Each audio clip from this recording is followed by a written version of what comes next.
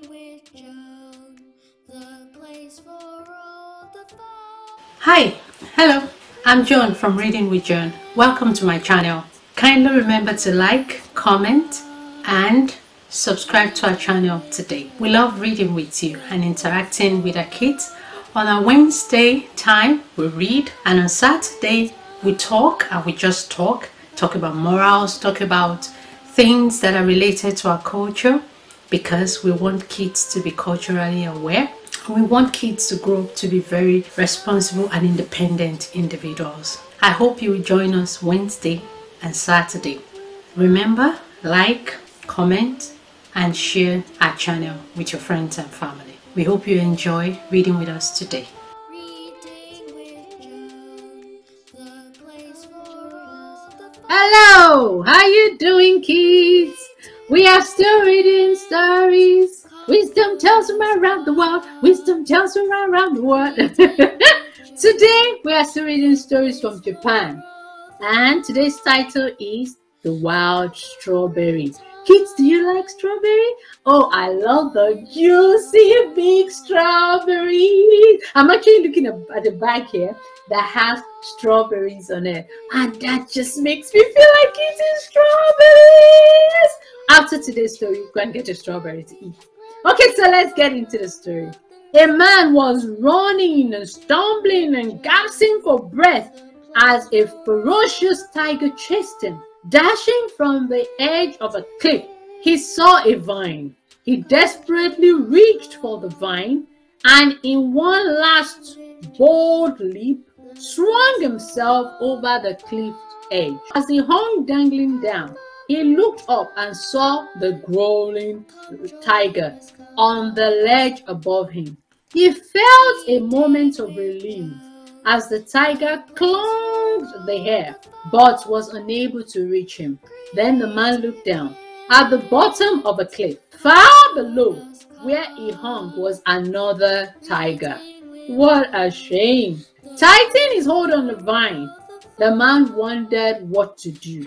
To his further dismay, he noticed two mice, one dark as night and one light as day, nibbling at the vine. He knew that only a matter of time before he would fall to the jaws of a tiger below. Just then, he noticed a wild strawberry growing at the face of a cliff. Gripping the vine with one hand, he reached out with the other, plucked the strawberry off the cliff wall, and put in his mouth. Never before had he realized how sweet strawberry tastes. Okay, kids, very interesting story. You know what I learned from it?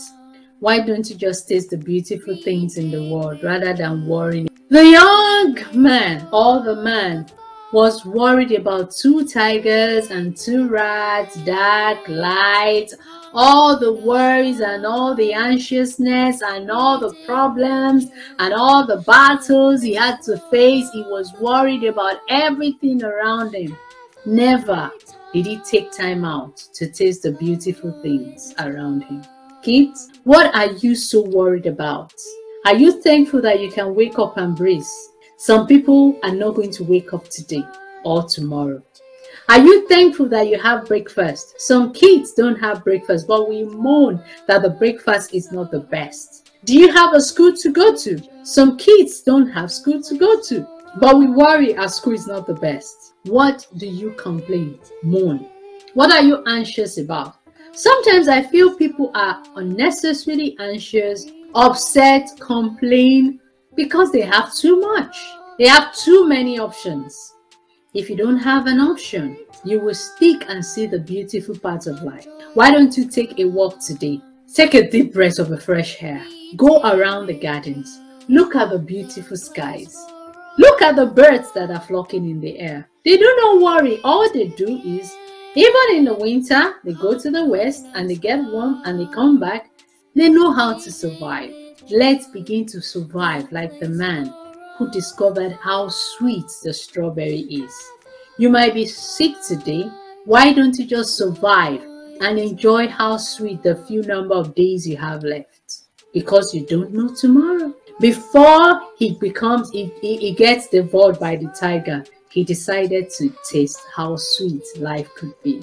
Today, taste how sweet life is. Be thankful for who you are, where you are, and enjoy what you have, rather than rushing for the things you don't have that will destroy you. Very beautiful lesson. I'll see you next time. Reading with Joan, the place for Last time, we didn't finish chapter that we attempted to finish, so we'll continue it. And the ever-present weeks. The further they went, the more birds there were. This is a danger that few think about and still fewer know about, said Babuji. Mosquitoes were, we know, Tissa flies, ordinary flies and ticks that bring us fever. Truly, agreed Noha. There has been trouble with elephants that raid the gardens and baboons that tear the corn from the stalk. But birds in these numbers. He shrugged expressively and steered the raft onto the sloping patch of mud at the side of an island the size of a football pitch.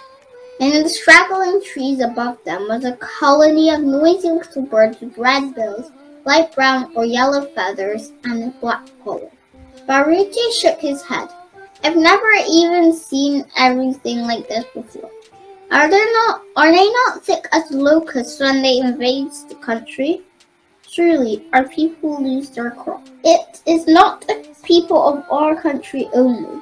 What hope is there for the harvest of those who live within 3 days' walk when the army of hungry birds descends upon it? Noha climbed a large boulder and pointed with his chin. There is the cooking pot.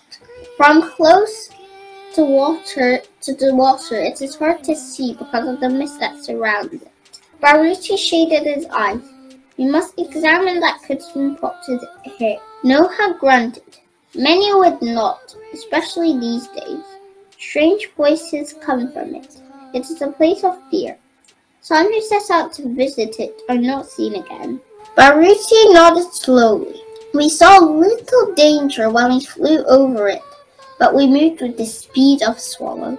Yes, chimed in Tembo, but we did see a large patch of bright green on one side and a black gash near the bottom. Baruchi interrupted with urgency in his voice. Quickly, let us hide. Man come from the direction of Nungo. Hastily, they pushed their raft along the narrow channel deep into the reeds and slipped into the water, crouching with only their heads showing above the surface. I am sinking in the mud, whispered Tembo. You will only go as far as your knees, breathed Baruchi. But are there not crocodiles here? Crocodiles are creatures of kindness compared with those of Nungu, said Baruchi, muttered Noha. Wait, hissed Baruchi.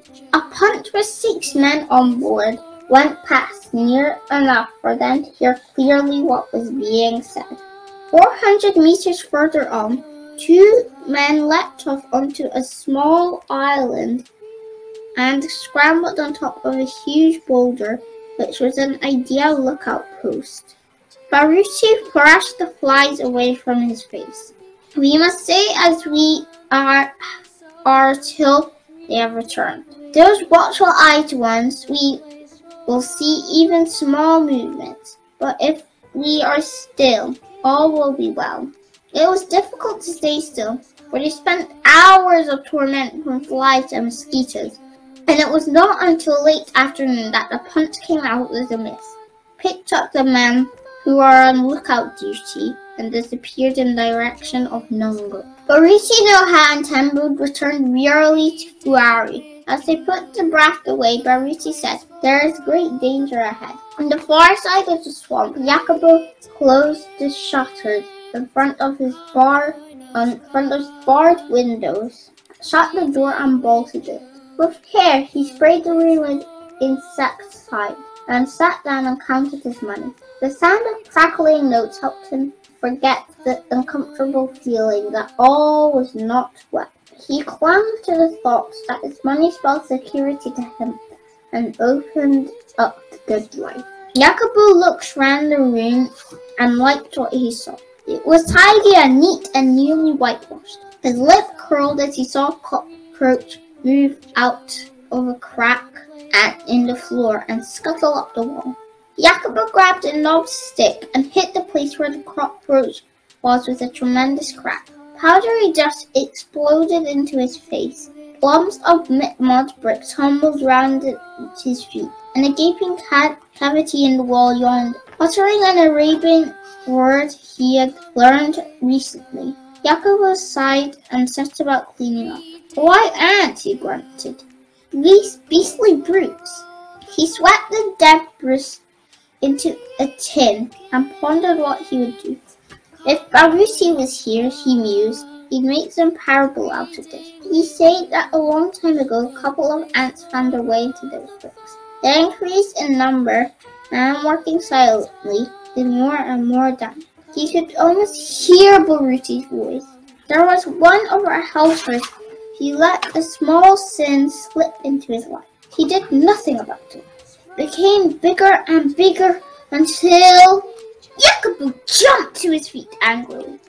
What was he doing letting this sort of thing run through his head? He picked up money from his cupboard, lighted his pressure lamp, locked the door and walked cautiously to Arab's shop. His mouth was dry and the bucket in his hat shook as he said, "Hamizi, I want some cement. There are cracks in my floor and cockroaches annoy me." "Truly, Bwana Jacobo," said the shopkeeper, filling the bucket.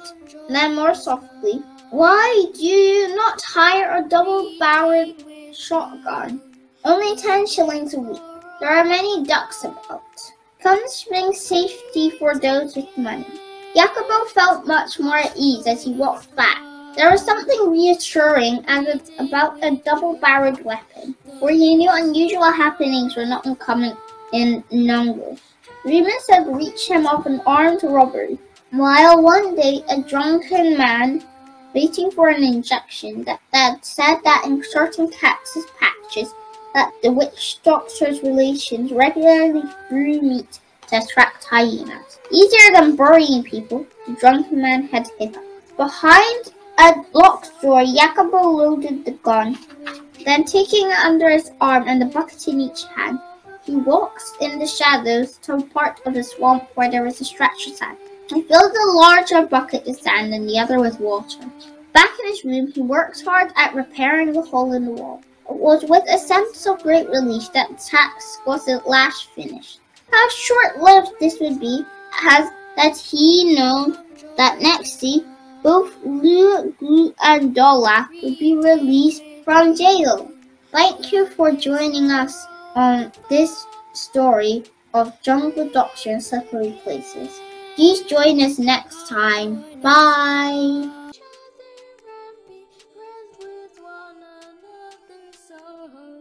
Reading with Joan, the place for all the fun. Hi. Thank you so much for joining us today. We hope to see you next time on another story time with Joan. Reading with Joan. Bye.